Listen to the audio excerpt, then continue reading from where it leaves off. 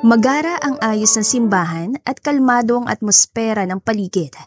Muling inayos ni Haris ang pulso na suot niyang polo long sleeves barong bago inikot ang tingin sa paligid. Kasal mo ngayon, mag-relax ka lang. Bulong ng best man niya. Pilit ang ngumiti si Haris. Ngunit ilang sandali lang, may maliit at tinig na umalingaw-ngaw sa buong simbahan.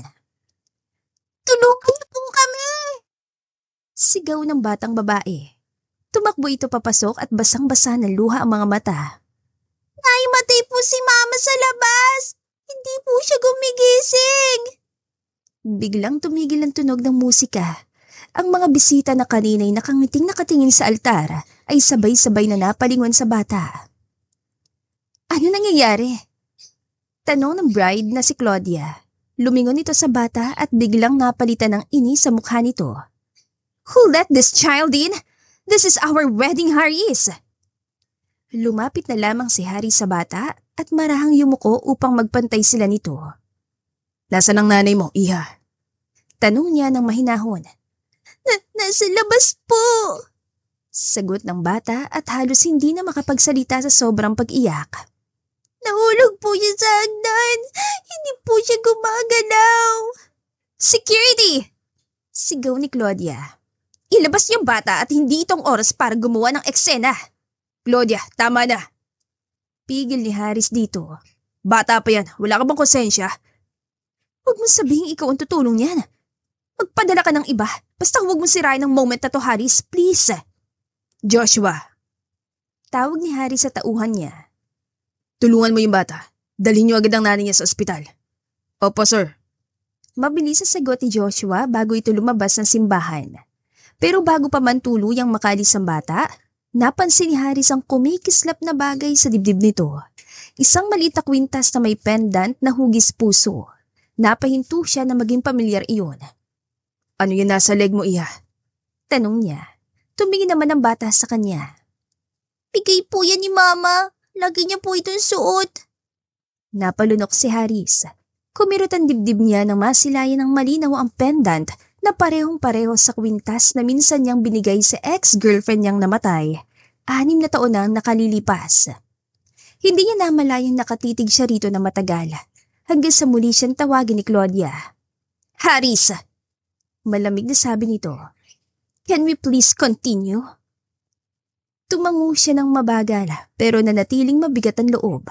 Naglakad siya pabalik sa altar pero ang isip niya ay wala na roon.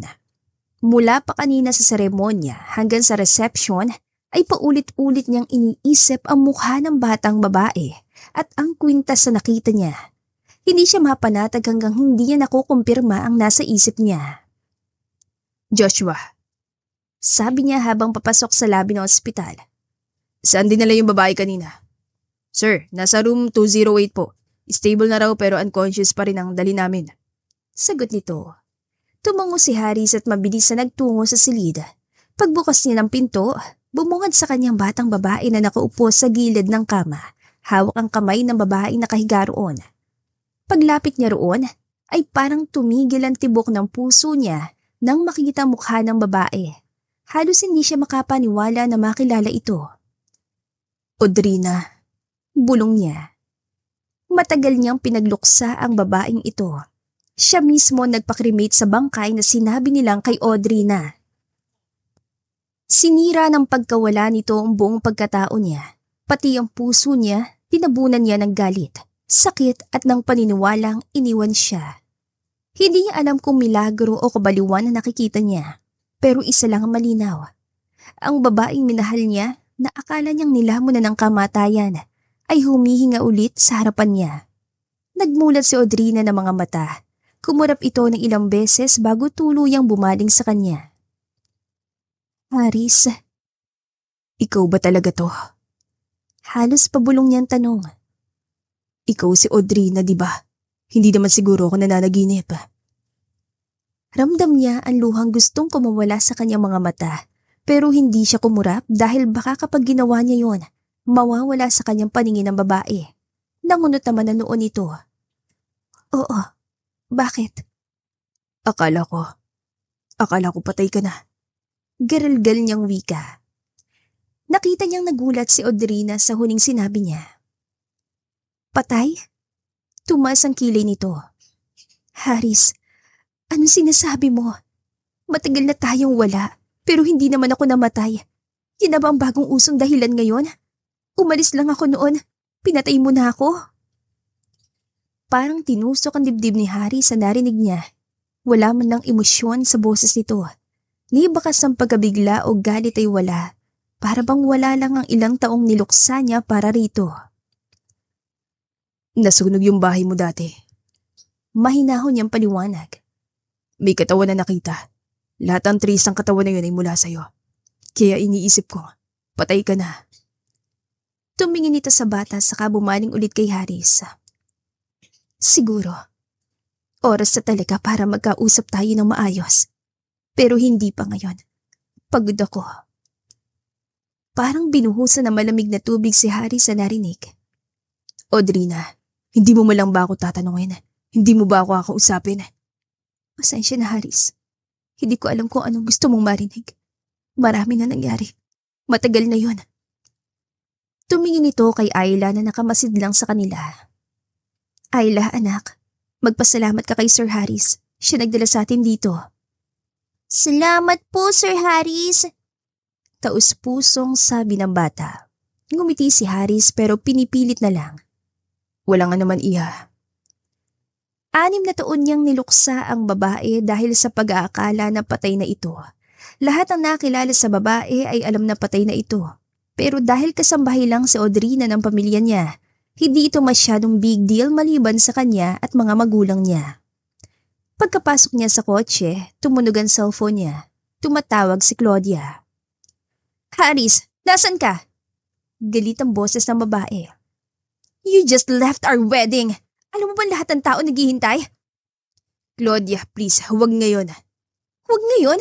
Haris, araw na natin dapat to. Sigaw nito. Pinahiya mo ako sa harap ng lahat. Pumikit si Haris. Pasensya na. Kailangan ko lang. May kailangan lang ako makita. Makita? Matalim ang tono ni Claudia. Ang nanay ng batang yon? Haris, seryoso ka ba? Hindi siya sumagot. Naiwan siyang tahimik sa loob ng kotse at nakita ang sariling umiiyak. Nasa loob ng taxi sina Audrina at ang anak niyang si Ayla. Papunta sila sa bahay ni Tia Minda, kapatid ng kanyang ina na matagal na ring naninirahan mag-isa sa may Antipolo. Nakatingin lang si Audrina sa labas ng bintana habang binabagtas nila ang kalsadang basa pa sa ulan. Ramdam pa rin niya ang bigat sa dibdib kahit tapos na nangyayari sa ospital. Naglalaro lang si Ayla sa cellphone pero minsan-minsan ay sumisilip ito sa ina. Ma, tawag ng bata. Si Sir Haris po ba? Kilala mo talaga? Huminga ng malalim si Audrina. Oo anak, matagal na kaming magkakilala.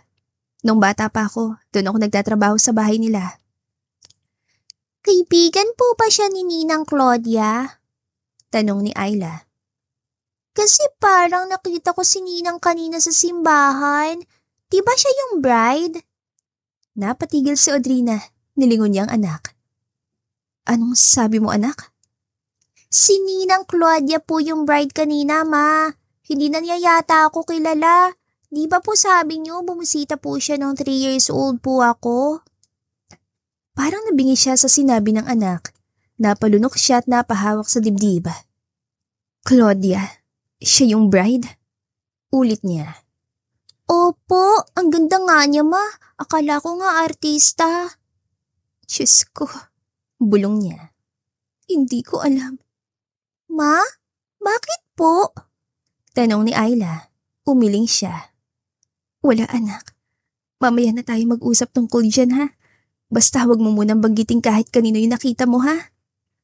Opo. Sagot ng bata at muling bumalik sa paglalaro. Pagdating nila sa bahay ni Tia Minda, agad silang sinalubong nito. Audrina, salamat sa Diyos at ligtas kayo. Niyakap siya nito na mahigpit. Narinig ko yung nangyari sa'yo. Dahil talaga siguro yan sa pagod at stress kaya nahimatay ka. Alagaan mo naman ang sarili mo. Halika, pumasok kayo, may niluto akong sopas. Ngumiti siya rito at marahan tinapik ang braso ng tiyahin. Salamat po, tiya. Habang kumakain sila sa hapag, nagtanong si Tia Minda. Anak, sabi ni Ayla may nakita kang dating kakilala mo sa ospital. Totoo ba yon? Hindi ko akalaing. Siyang tumulong sa amin, tiya. Si Haris. Tumas ang kilay ng ginang. Si Haris? Yung anak ng amo mo noon? Opo. Sabi niya akala raw niya patay na ako. Natawa siya na mapait. Isipin mo yon, tiya. Buhay ako pero niluksa pala niya. Bakit daw niya naisip na patay ka na? Tanong ng tiyahin. Nasunog yung bahay na tinutuluyan ko dati. May nakita raw na katawan na akala nila ako. Wala na kasi ako makontak noon. Umalis ako nang walang paalam sa kanila. Si Claudia lang ang nakaalam kung nasan ako noon. Bakit nga ba umalis ka noon, iha? Ni minsan hindi mo rin pinaliwanag sa amin. Napayuko si Audrina. Sinabi sa akin ni Claudia noon na may nabuntis si Haris. Sabi niya huwag na akong umasa kasi ikakasal na raw siya ng babaeng nabuntis niya. Bago pa naging kami, babaero talaga yon. Antang ako lang dahil pinatulan ko pa. So umalis na lang ako, tiya. Wala naman akong laban Maid lang ako ng pamilya nila. Tumango si Tia Minda pero mukhang may iniisip. At ngayon, si Claudia pala talagang pinakasalan ni Haris. Tumitig si Audrina sa tasa ng kape sa mesa. Hindi ko alam sa una. Pero sabi ni Ayla, siya raw yung bride. Hindi ko inaasahan na magiging sila dahil first supporter si Claudia sa relasyon namin noon. Alam nga niyang nagkaanak kami dahil nakita niya si Ayla nung bumusita siya. Nagulat lang ako kasi naging sila na pala. At nung nakita ko si Haris, hindi niya alam kung paano ko kakausapin. Parang gulat na gulat. Pero iba ang nabasa niyang reaksyon sa mukha ng tiya niya. Totoo bang kaibigan mo ang Claudia na yan? Hindi mo ba naisip kung bakit gano'n ang reaksyon ni Haris sa makita ka? Tapos naging sila pa. Hindi ba napasok sa isip mo na baka siniraan ka na talaga niyan? Ang mga salita ng tiyahin ay paulit-ulit na umuukit sa isip niya. Hindi naman siguro, tiya. Mahinahon niyang sagot. Hindi ganon si Claudia. Alam mo naman siyang tumulong sa akin noon, di ba? Siya nagbayad ng ospital ko nung ipinanganak ko si Ayla. Siya rin ang naghanap ng matitirhan namin nang umalis ako. Hindi gagawin ng isang kaibigan yun kung masamang intensyon. Anak, hindi porket tumulong mabuti na agad. Baka tinulungan ka ng tao para mas lalo ka manatiling utang na loob sa kanila. Hindi mo ba naisip kung bakit sinabi niyang huwag ka nang bumalik sa inyo? Bakit niya kailangan kang bumalik sa pinanggalingan mo? Sabi niya mas makakabuti raw na magsimula ako ng bagong buhay. Wala raw akong aasahan kay Haris at mas maayos kung malayo ako sa gulo. At that time, tiya, naniwala ako. Broken ako noon. Ayoko may makaalam na buntis ako. At si Claudia lang ang kasama ko. Bakit hindi niya sinabi sa'yo na siya magiging asawa ni Haris? At bakit hindi ka man lang niya inimbitahan sa kasal? Ganun ba talaga ang trato niya sa tinatawag niyang kaibigan? Hindi agad nakasagot si Audrina. Napalunok siya tumingin sa malayo. Tila sinusubukang alalahanin ang lahat ng sandali na magkasama sila ni Claudia noon. Hindi ko alam, tiya. Mahinang tugon niya. Pero hindi ko kayang paniwalaan na ganun siya. Hindi ko kayang isipin na niloko niya ako. Si Claudia yung taong halos tinuring kong kapatid. Alam niya lahat ng sekreto ko. Alam niya kung gaano ko kamahal si Haris doon. Baka nga yun ang dahilan. Malamig na sagot ni Tia Minda. Masyado ka nagtitiwala. Hindi lahat ng taong tumutulong gusto kang makita na masaya sa dulo. Napatigil si Audrina. Ramdam niyang kumikirot ang dibdib niya pero pilit pa rin niyang pinapakalma ang sarili. Hindi, tiya. Siguro nagkataon lang. Siguro nagbago lang ang sitwasyon. Hindi ko siya masisisi kung minahal niya si Haris ngayon at saka matagal na yon. Iya, kahit pa sabihing matagal na, hindi pa rin yun tama. Hindi na siya nakasagot. Umiling siya, pero halata sa mga mata niya ang pag-aalinlangan. Hindi ako basta maniniwala hanggat walang patunay. Hindi ko kayang husgan siya nang wala ako naririnig na galing mismo sa bibig niya. Kung ganon, tawagan mo siya. Kaibigan mo naman siya, hindi ba? Pakinggan mo kung paano siya sumagot. Matagal na nakatitig si Audrina sa cellphone sa harap niya. Nag-aalangan siyang pindutin ang pangalan ni Claudia sa listahan ng mga contacts, pero ginawa niya pa rin. Ilang rin pa lang ay sumagot na si Claudia. Audrina, kumusta ka na? It's been years. Napilitan si Audrina ng umiti kahit hindi siya nito nakikita. Ayos lang naman, Claudia. Nabalitaan kong kasal ka na, hindi mo man lang ako nasabihan. Oh, that, yes. Kinasal na ako recently. Sorry, hindi kita naimbitahan. Gusto kasi ng asawa ko na private lang ang ceremony. Simple lang naman, sa Hawaii lang ginanap. Napatingin si Audrina sa sahig. Sa Hawaii? Yes, it was so beautiful. Sobrang tahimik at solemn. Alam mo naman ako, gusto ko yung intimate lang. Tumawa si Claudia na tila walang bakas ng pagkailang. How about you? How's Ayla? I miss that kid. Naging mami ka na talaga, ha? Ngumiti si Audrina, pero malamlam na ang mga mata niya. Okay naman kami. Lumalaki na si Ayla, malusog na bata. That's good to hear. Sagot ni Claudia. I'm really happy for you. Ngunit hindi na nakatiis si Audrina. Claudia, totoo bang si Haris ang asawa mo? Tanong niya ng diretso kahit nanginginig ang boses. Sandaling natahimik ang kabilang linya. Halos marinig ni Audrina ang paghinga ni Claudia bago ito muling nagsalita. So, nalaman mo na pala. Yes, Haris is my husband now. Small world, right? Hindi agad nakapagsalita si Audrina. Hinigpitan niya ang hawak sa cellphone. Bakit hindi mo sinabi sa akin nun? Alam mong siyang ama ng anak ko. Trey, tawag ni Claudia gamit ang dating palayaw niya. That was a long time ago. Things change. I thought you moved on. Hindi ko na rin alam kung paano ko sasabihin sa yun. Ayok masaktan ka. Hindi mo ko gustong saktan? Madiin ang tono ni Audrina. Pero pinaniwala mo kung wala na siyang kwenta. Sinabi mong may nabuntis siyang iba. Ano yun, Claudia? It's complicated. You wouldn't understand. Subukan mo akong paunawain, Claudia. Kasi hanggang ngayon hindi ko alam kung bakit mo kailangang magsinungaling. Pero ang sagot lang ng dating kaibigan ay isang malalim na buntong hininga. Ay, huwag na nating pag-usapan to sa phone, Ray. Please lang, tapos na. May kanya-kanya na tayong buhay ngayon. Sana matanggap mo na. Pagkatapos noon ay pinutol ni Claudia ang tawag. Unti-unting bumigay si Audrina.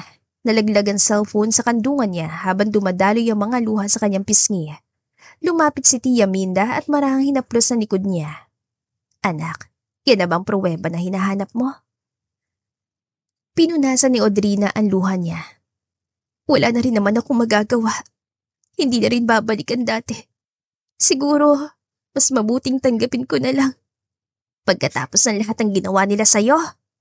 Umiling si Audrina. Tia, pagod na akong magalit. Wala namang mapupuntahan yon. Si Claudia, kahit anong sabihin natin, tinulungan pa rin ako noon. Hindi ko kayang itapon lahat ng yon. Baka nga may mali rin ako noon. Siguro pareho lang kami nasaktan. Pero anak, ayokong mawala ng kaibigan. Kung yun ang desisyon niya, tatanggapin ko. Pumasok si Audrina sa trabaho. Manager siya sa isang kilalang hotel sa Ortigas, isang posisyong pinagpaguran niya sa loob ng ilang taon. Habang nag-iikot siya sa lobby, nilapitan siya ng receptionist. Ma'am Audrina, may bagong VIP guest po na dumating. Pinakiyat na po namin sa function hall para sa meeting. Okay, make sure maayos lahat ng service sa kanila ha. Ako na bahala sa coordination. Pag-akyat niya sa ikalawang palapag ay abala mga waiter doon at event coordinator sa paghahanda ng inumin. Ma'am, dumating na po sila, sabi ng isa sa mga staff. Paglingon ni Audrina ay si Haris na nakita niya. Hindi agad siya nakagalaw. Ramdam niyang bumilis ang tibok ng puso niya pero agad niyang inayos ang sarili. Welcome, sir. Mahinahon niyang bati. I'm the operations manager here. Ako po naka-assign sa meeting ninyo. Ngumiti si Haris kahit kanina'y nagulat din ito. Audrina, bulong nito. Pero agad itong iniba ang tono. I didn't know na dito ka pa nagtatrabaho. Manager ka na ngayon. I'm proud of you. Thank you, sir. Lahat naman siguro kayang umangat kung sisikapin. Hindi lahat. Sagot ni Haris. Matalino ka at determinado. Alam ko magiging successful ka talaga. Salamat. Pero kung wala na pong kailangan, babalik na ako sa office. May iba pa akong inaasikaso. Ngunit bago siya tuluyang makaalis, tinawag siya ni Haris. Audrina, wait. Can we talk later? Kahit sandali lang. Gusto ko lang sana. Hindi na niya ito pinatapos. Sir, I don't think that's a good idea. May asawa ka na. I don't want anyone to misinterpret. Natahimik si Haris. I understand. I just miss talking to you. That's all. Nagring ang cellphone nito. Nakita ni Audrina kung paano nagbago ang ekspresyon ng lalaki nang makita sa screen ang pangalan ni Claudia. Answer it. Sabi ni Audrina. Baka naghihintay ng asawa mo. Saglit siyang tinitigan ni Haris bago nito sinagot ang tawag. Lumayo si Audrina at hindi na siya lumingon pa. 2 araw nang tuloy-tuloy ang conference ng kumpanya ni Haris at bilang operations manager, gusto niya siguraduhin na maayos ang bawat detalye. Nililista niya mga kwartong kailangang i-check. Nilapitan naman siya ng housekeeping supervisor. Ma'am Audrina, sabi ng babae. May guest room po na nireklamo kanina, sabi may sira daw sa lock. Room 509 po, pinapatignan kung okay na bago gamitin ulit. Sige, ako nang titingin. Pakisigurong wala naman yung room ha. Ako pa ma'am, wala na po yun. Dumiretso si Audrina sa elevator at pinindot ang 5 palapag. Pagdating niya sa 2 palapag, naglakad siya papunta sa room 509.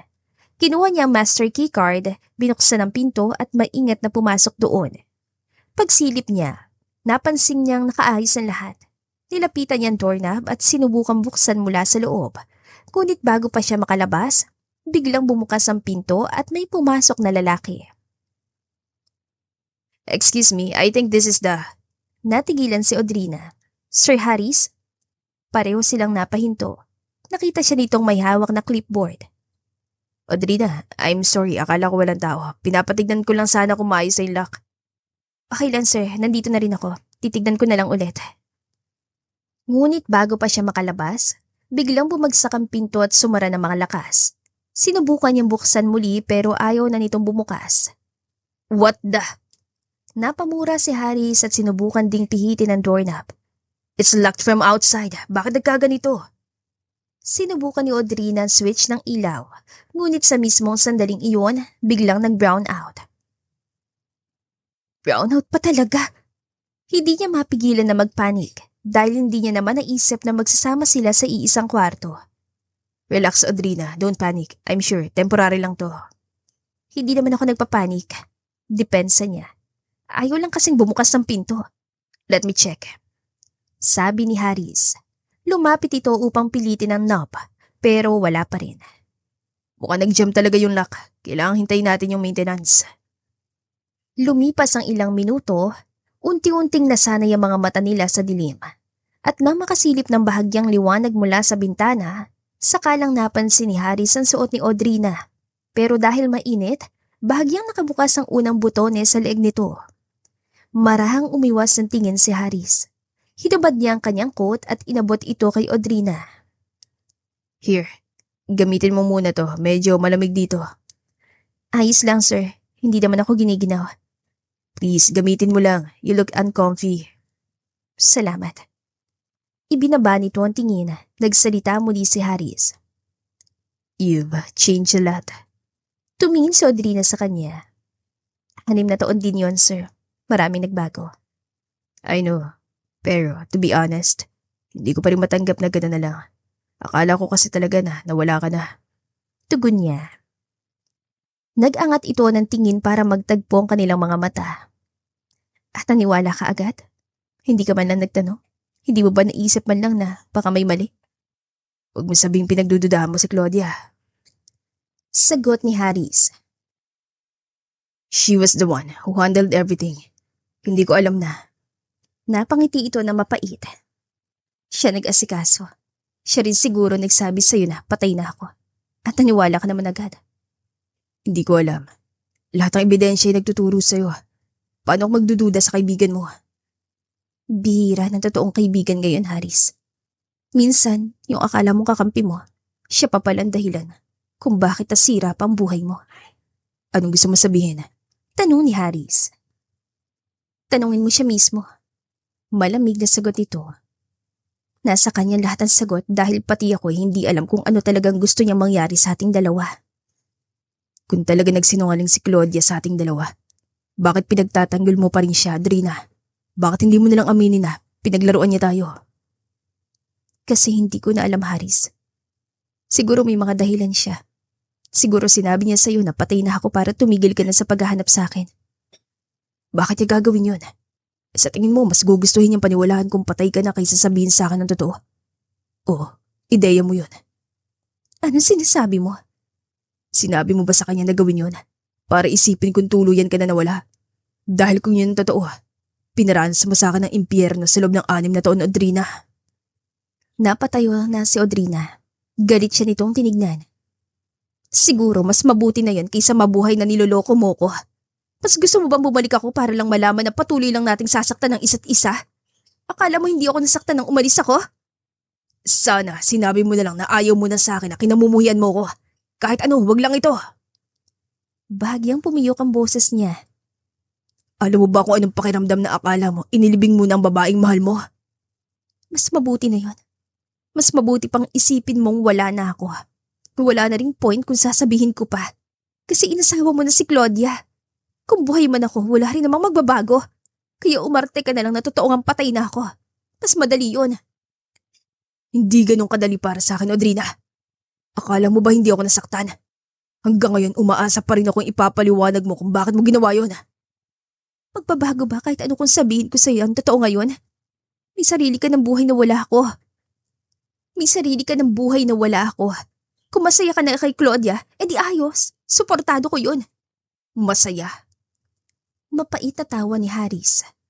Simula nung nawala ka, hindi na ako naging masaya, Dre. Pagkatapos ng ilang minuto, biglang bumalik ang ilaw. Kumislap ang mga ilaw sa kisame at bumukas ang aircon.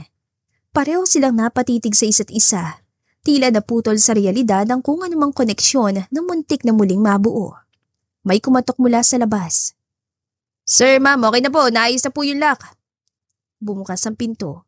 Agad na lumayo si Audrina, pinulot ang clipboard at nagmamadaling lumabas. Salamat, Sir Haris. I'll make sure na maayos ang lahat para sa inyo.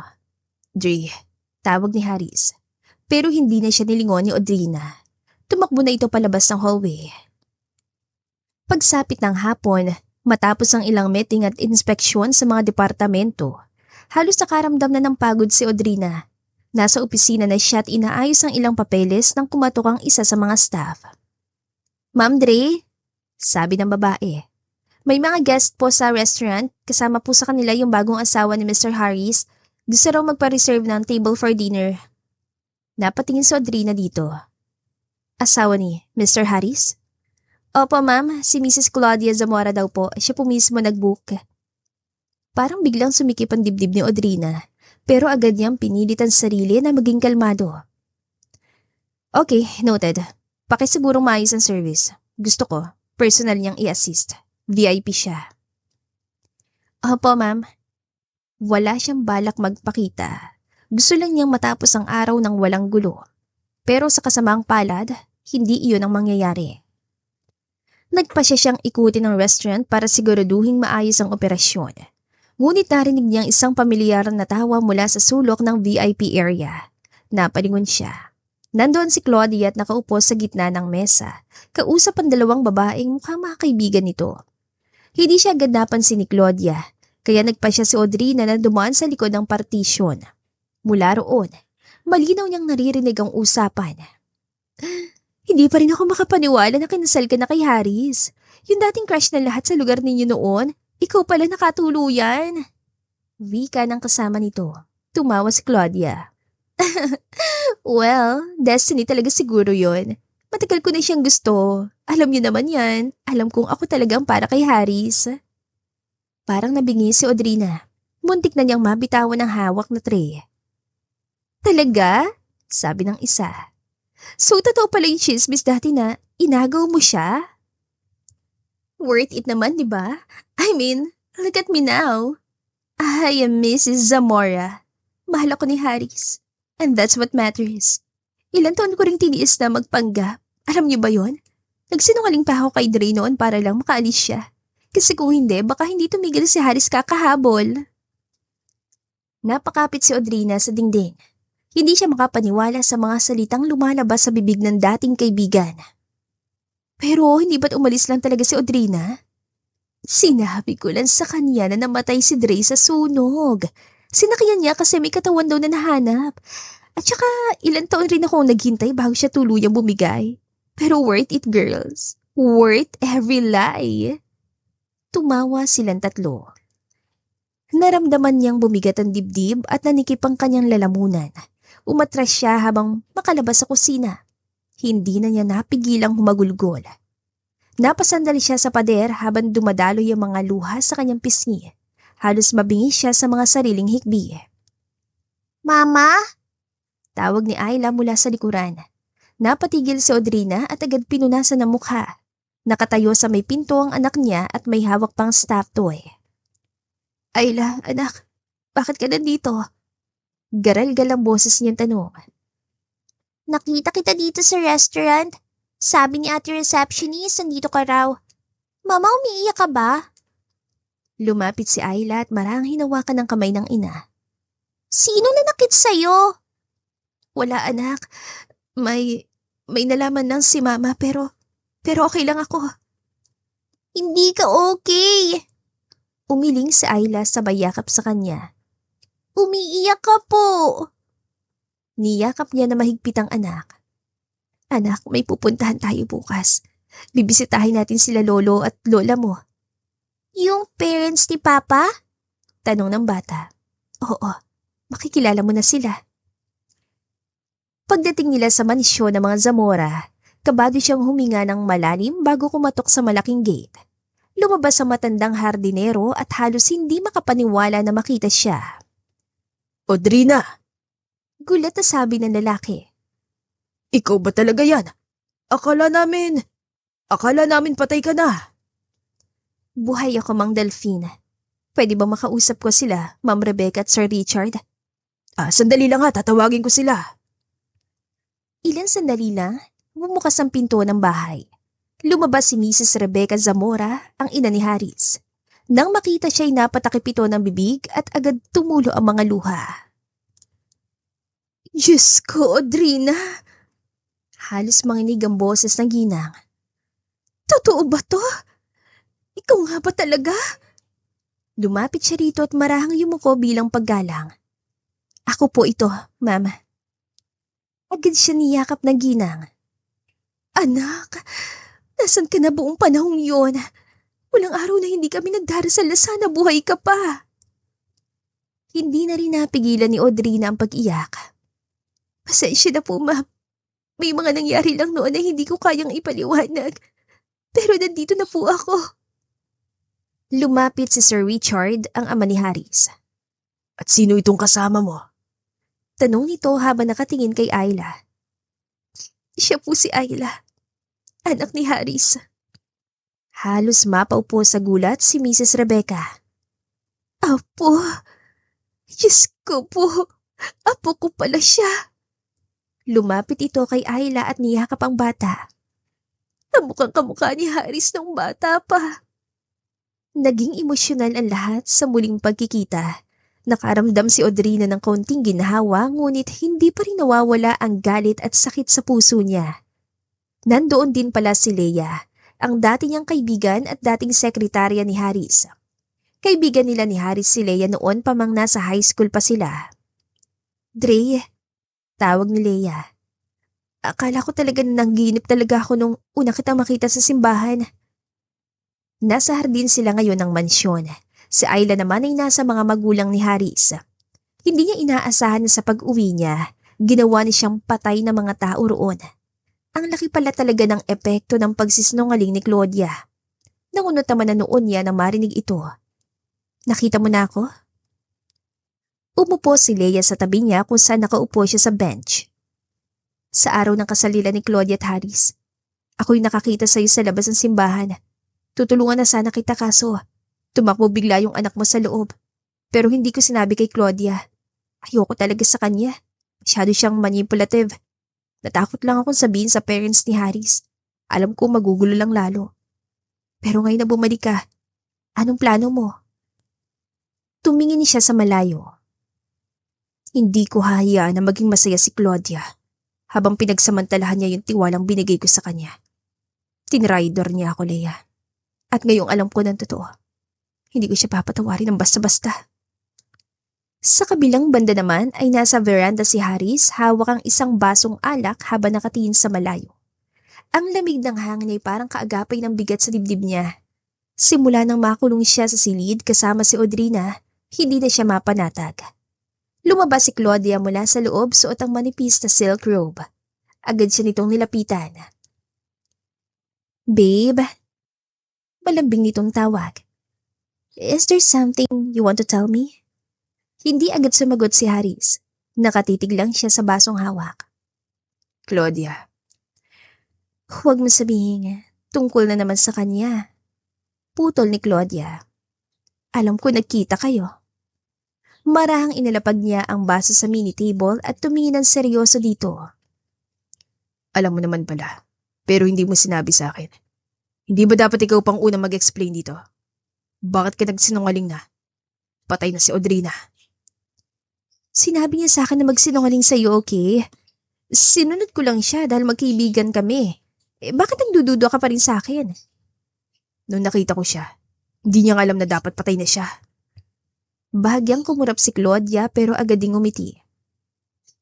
So what? Ganyan talaga siya, mahilig magdrama. Baka gusto lang niyang maawa ka. Typical Audrina. Lumapit si Claudia at hinawakan ang braso niya. Babe, please, huwag na natin siyang pag-usapan.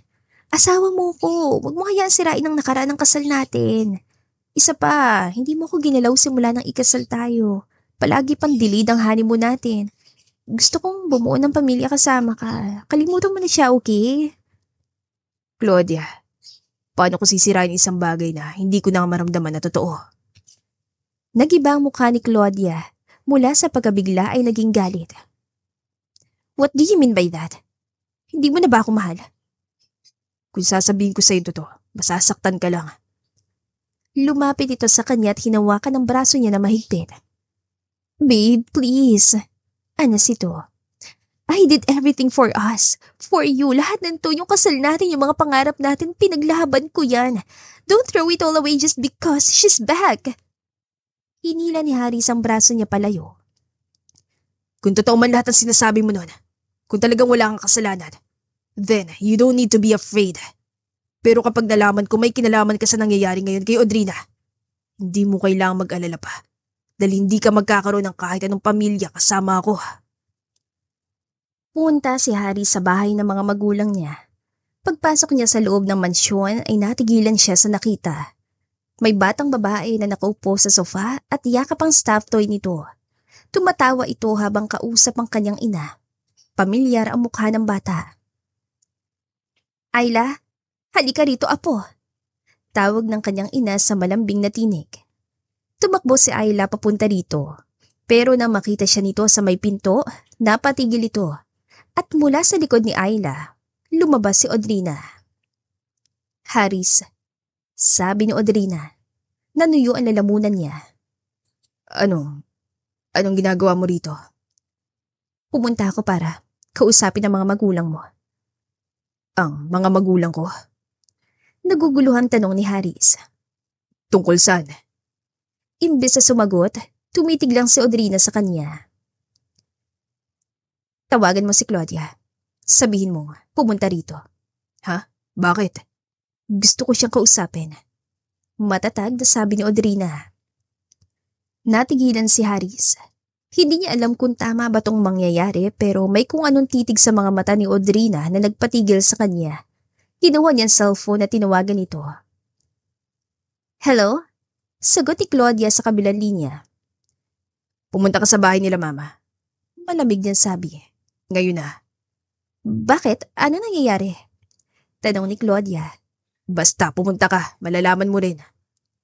Matagal din naghintay si Audrina bago niya nakitang pumasok si Claudia sa main door ng mansyon. Naka-branded pa rin itong damit at naka-shades pa, na agad din itong tinanggal na makita kung sinong nandun. Audrina? Gulat na gulat pa ito. Diyos ko, buhay ka pala? Hindi ko may boss si Audrina. Naririndi siya sa mga peking reaksyon nito. Magaling talaga itong umarte na parang biktima. Lumapit pa ito sa kanyang pwesto. Oh my gosh, hindi ako makapaniwala.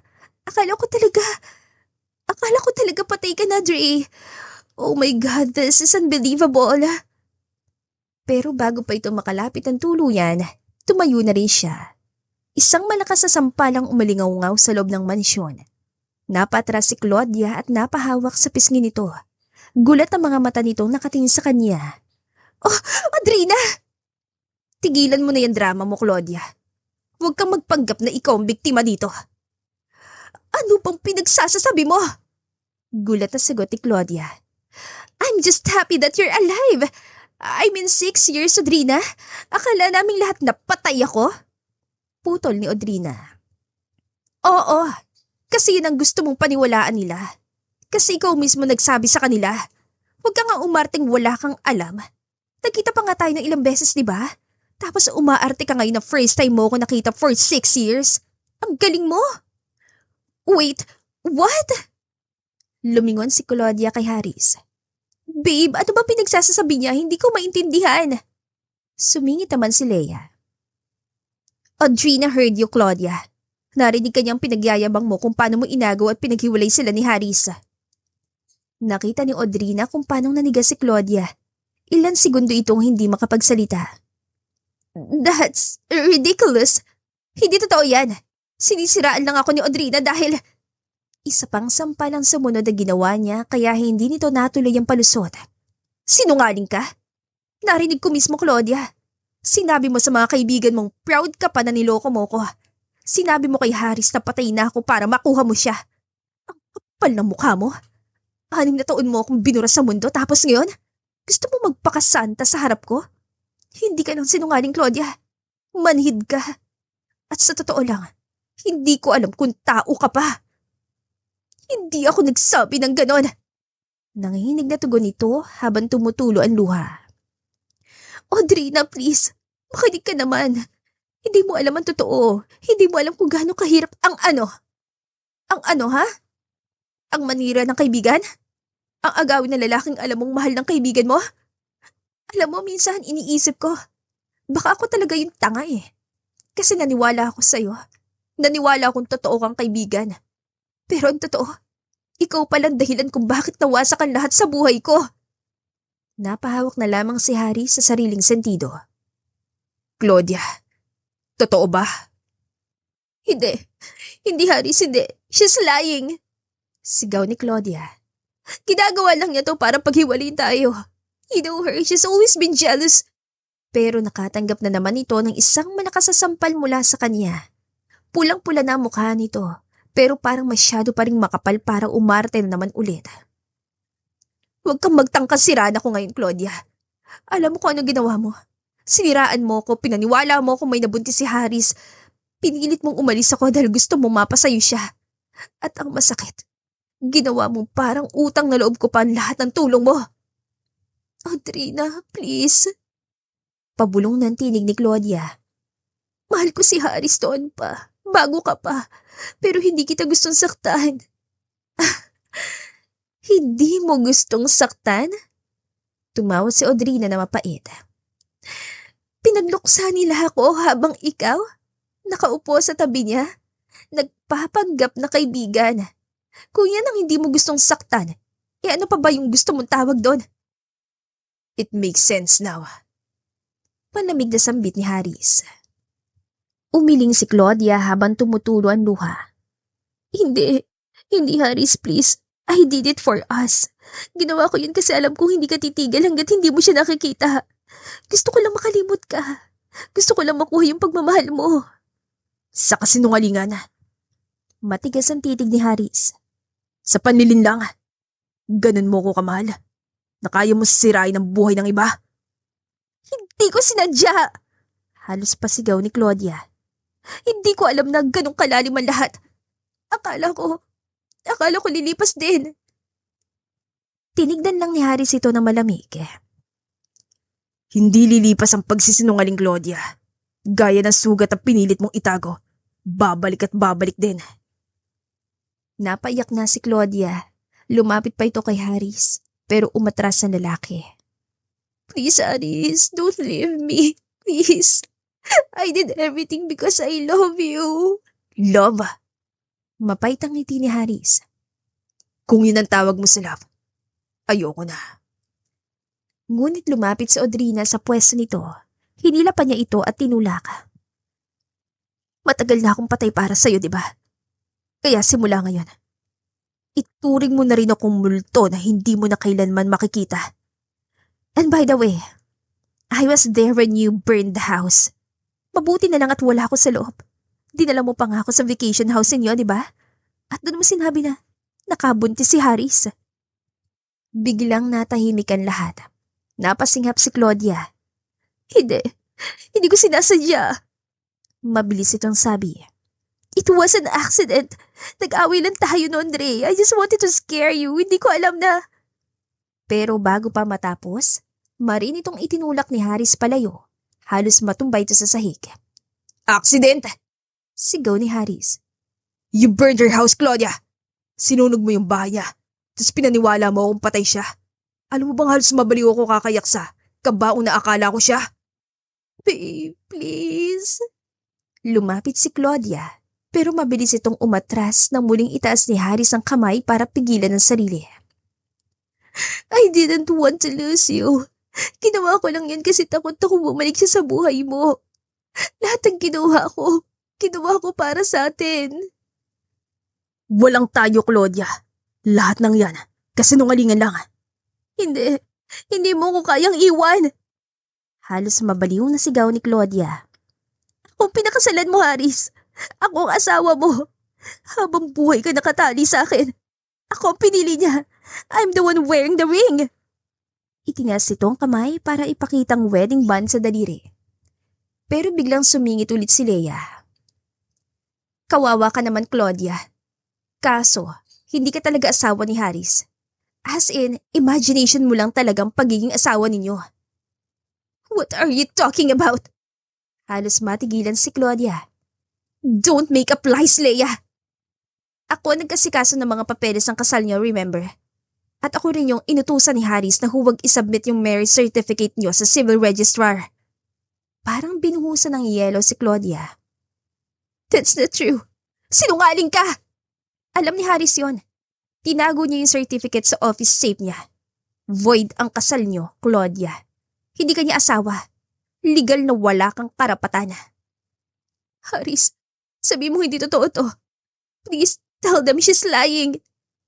Pero walang sagot si Haris. Nanatili lang ito nakatingin sa babae. I never submitted it. Nung nalaman kong ikaw nagsunog ng bahay ni Audrina, may duda na ako may kinalaman ka sa pagkawala niya. Pero wala akong pruweba.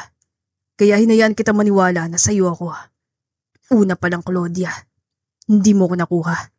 Kahit anong gawin mo, hindi mo mapapalitan sa puso ko si Audrina. Doon na tuluyang bumigay si Claudia. Umiyak ito na malakas. At sa sandaling yun, mula sa likuran nila, ay lumapit si Ayla at tumingin kay Haris. Papa? Napalingon silang lahat sa bata. Nakatayo si Ayla sa may pintuan. Hawak pa rin ang stuffed toy sa dibdib. Ano sinabi mo? Bulong na tanong ni Haris. Lumapit si Audrina sa anak niya at marang hinawakan ng balikat ito. Ayla, anak, siya si Papa mo. Papa?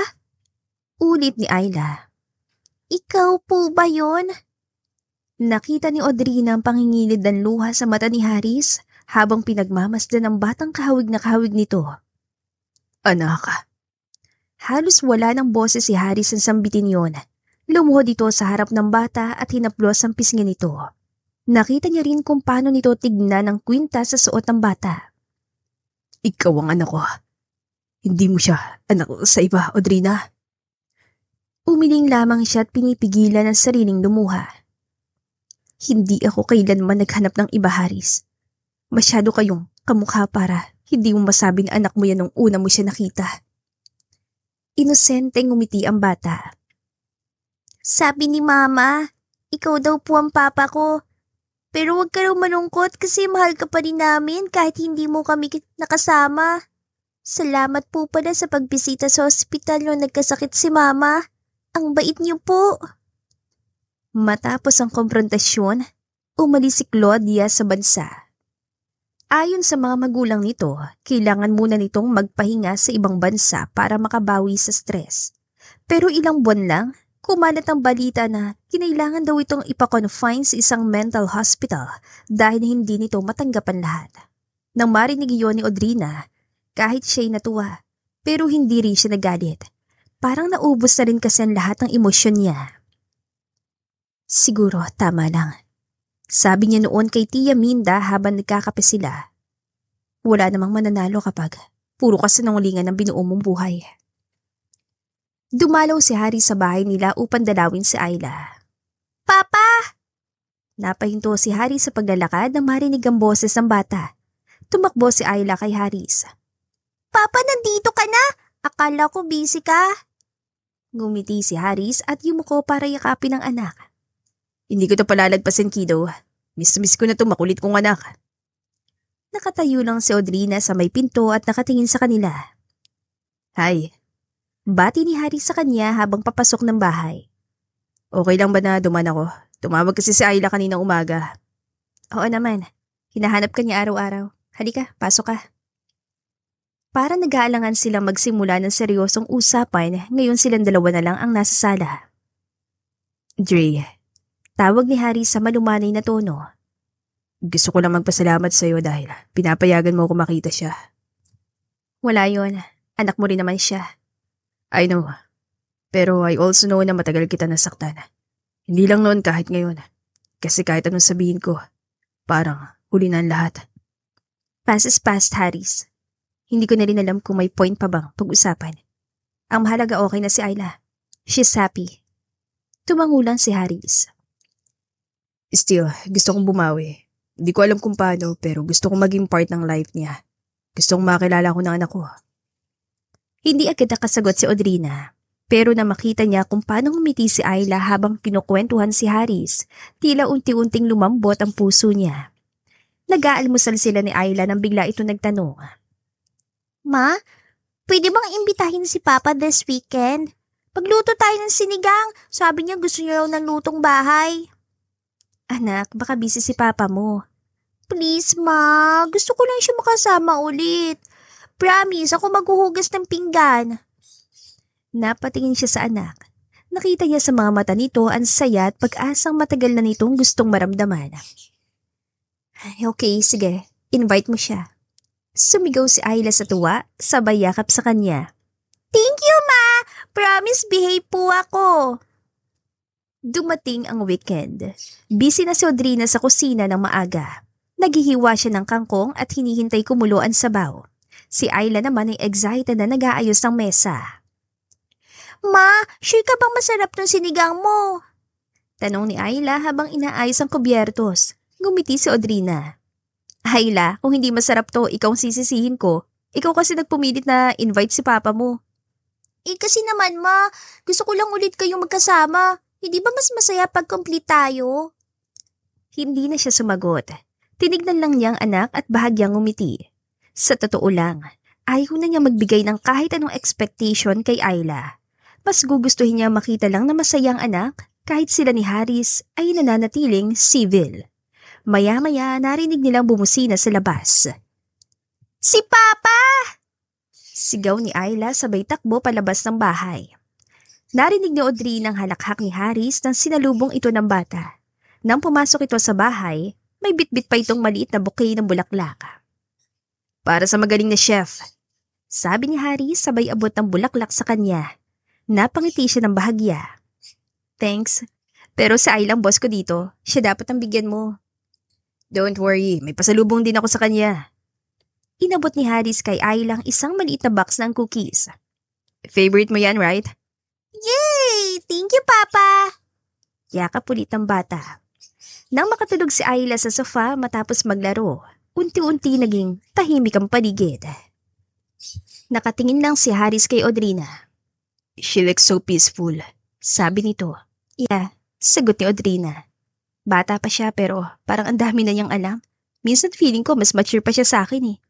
Tumawa si Haris. Hindi naman siguro. Pero nagmana siya sa'yo. Gumiti lang siya ng tipid. Ilan sandali pa bago siya nagsalita ulit.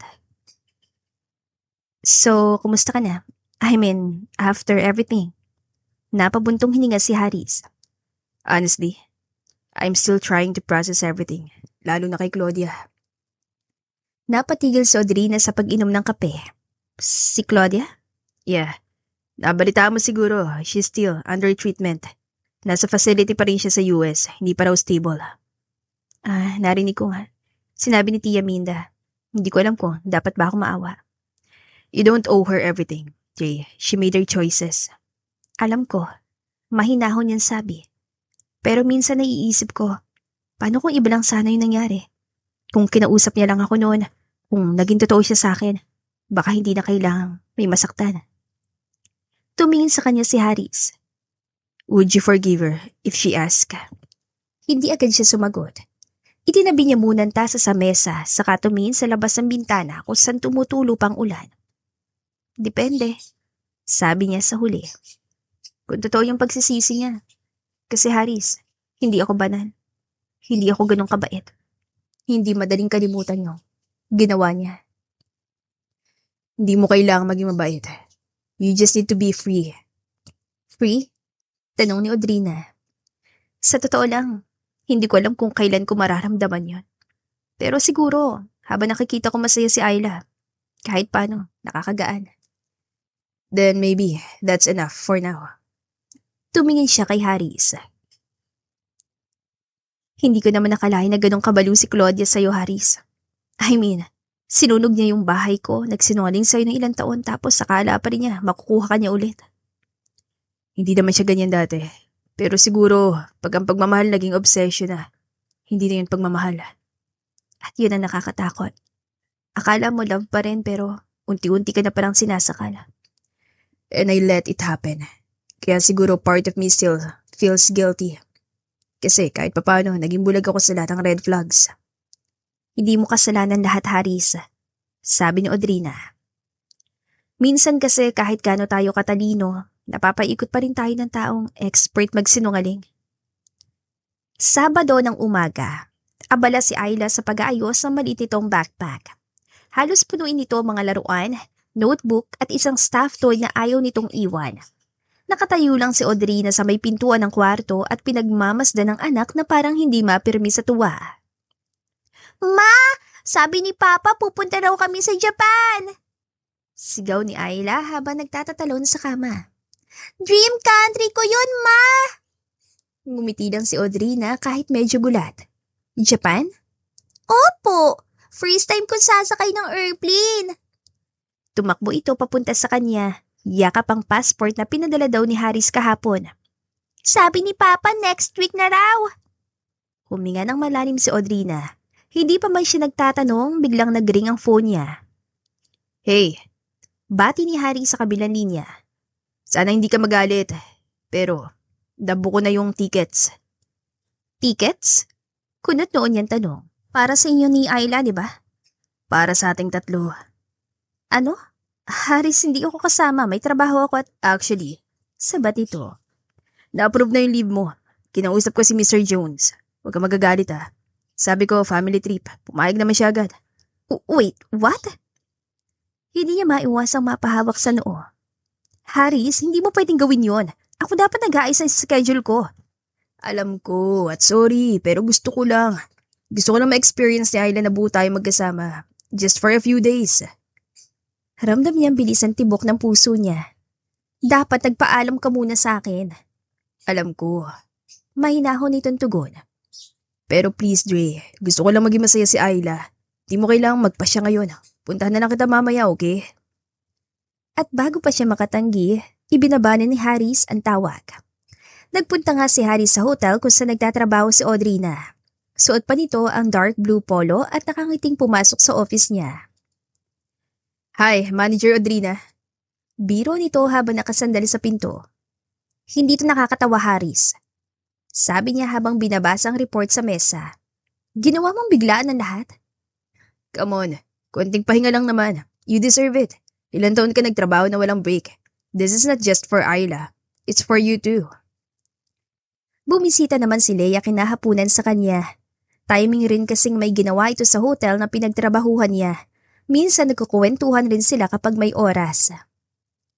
Dre, narinig ko kay Harry sa pupunta daw kayo sa Japan? Yes, may niyang sagot. Family trip daw. Family trip? May bahagyang pagtaas ng kilay si Leia. So, kasama ka? Oo. Sagot niya habang inaayos ang papel. Kahit hindi pa rin ako sigurado kung magandang ideya to. If you don't mind me asking, papayag ka ba kung sakaling gustong makipagbalikan si Haris?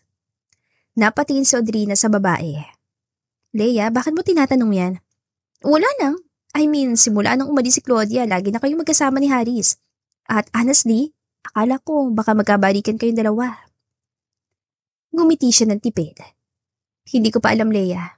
Hindi pa ako sigurado. Pero mahal mo pa siya, di ba? Diretsong tanong nito. Ilan segundo siya nakatitig lang sa mga papeles sa mesa bago marahang huminga. Hindi ko alam, Leia. Hindi ko kayang sagutin yan ngayon. Hindi mo alam o ayaw mong aminin? Balik tanong nito. Ang kulit mo talaga. Hindi naman kailangan lahat ng tanong ay may sagot agad. Kailangan mo lang hayaan na mangyari ang mga bagay-bagay. So, go with the flow ka muna. Marami na nangyari, Leia. Hindi ko kailangang madaliin kung ano mararamdaman ko. Kung para sa akin talaga si Haris, darating yung tamang panahon. Pero ngayon, tumingin siya sa bintana at tila nag-iisip. Mas okay siguro na hayaan ko muna sarili kong huminga. Kung ako sa'yo, don't close your doors. Rare na yung lalaking gaya ni Haris. At saka halata naman na ikaw pa rin yung mahal niya. Napangiti si Audrina pero hindi na sumagot. Pagdating nila sa Tokyo, halos hindi mapakali si Ayla habang nakadungaw sa airplane window. Ma! Ang ganda! Sigaw ni Ayla. Ang daming ilaw para mga bituin! Tumawa si Harry sa katabi ng bata. Wait till you see it in person, kiddo. Hindi mo nagugustuhin umuwi. Gumiti si Audrina habang pinagmamasdan silang mag-ama. Pagdating nila sa hotel, halos lahat ng staff ay ngumiti sa kanila. Welcome, family! Bati ng receptionist. Family? Bulong ni Audrina pero hindi na niya itinama. Gumiti lamang si Harry sa tumingin sa kanya. Well, hindi naman sila mali. Tinignan lang ito ni Audrina na masama. Halos araw-araw silang namamasyal.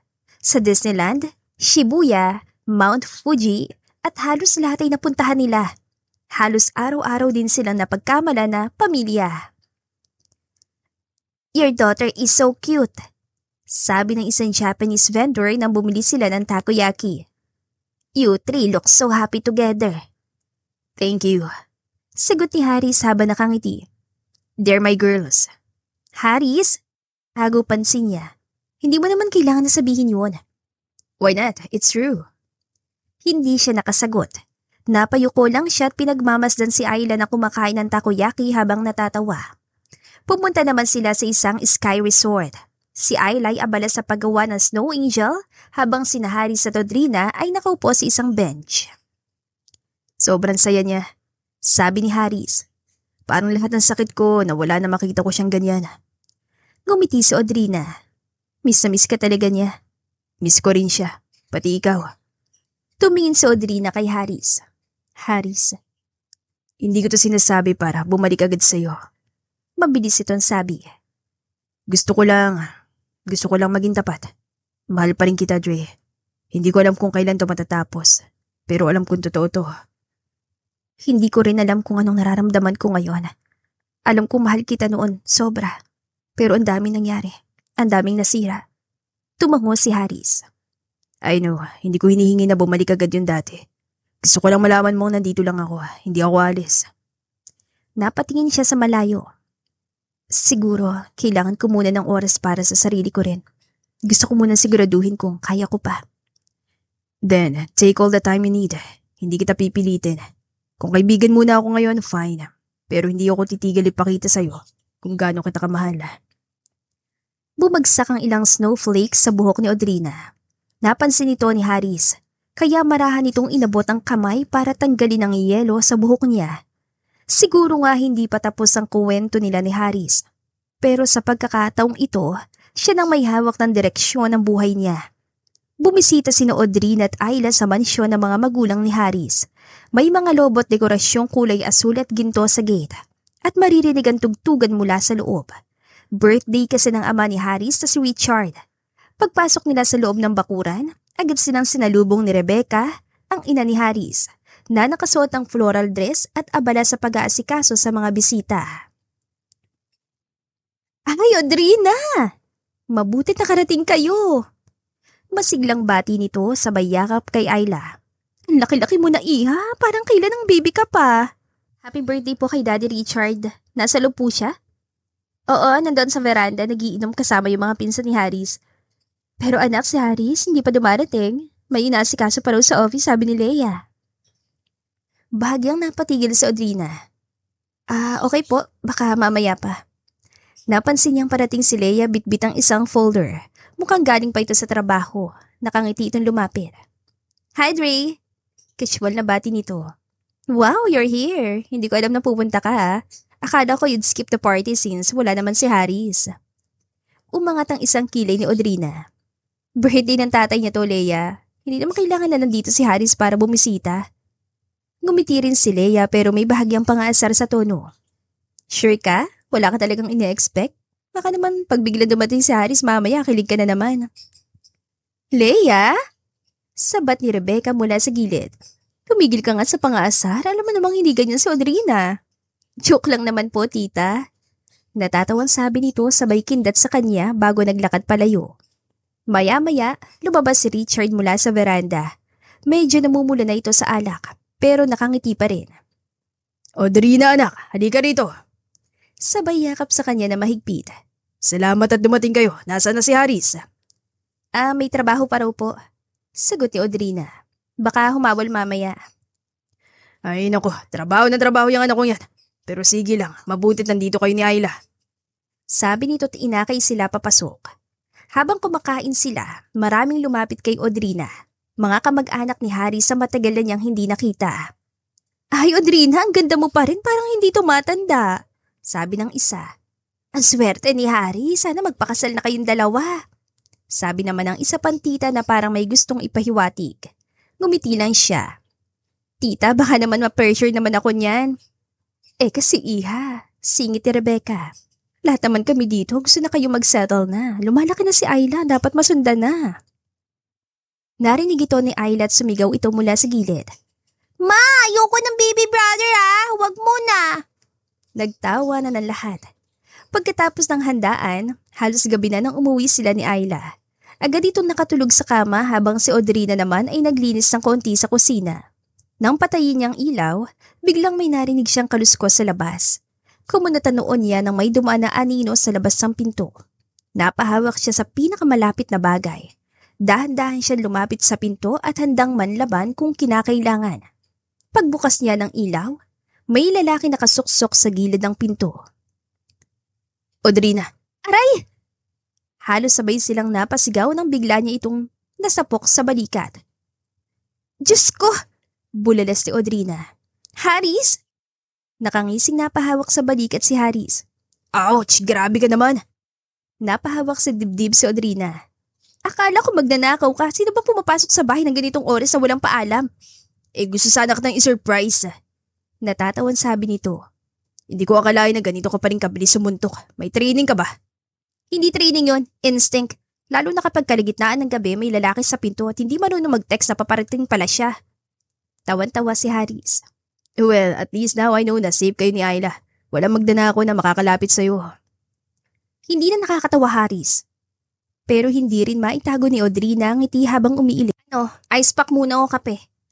Tanong niya at kinuha ang maleta nitong hawak. Kape na lang, masakit ang balikat ko. Pero mas masakit kung hindi kita makikita. Ang corny mo pa rin hanggang ngayon. Kumuha naman siya agad ng tasa. Sugar or black? Tanong niya rito. Gaya ng dati. Nakaupo na ito sa high chair sa counter. 2 spoons of sugar and 1 stubborn woman in front of me. Napatas ang kilay ni Audrina at napatingin dito. Ang kapal ng mukha mo Kung gusto mo ng kape, tumahimik ka. Tumawa lang si Haris. Ngunit bigla siyang hinila nito sa braso. Hoy Haris! Gulat niya sabi.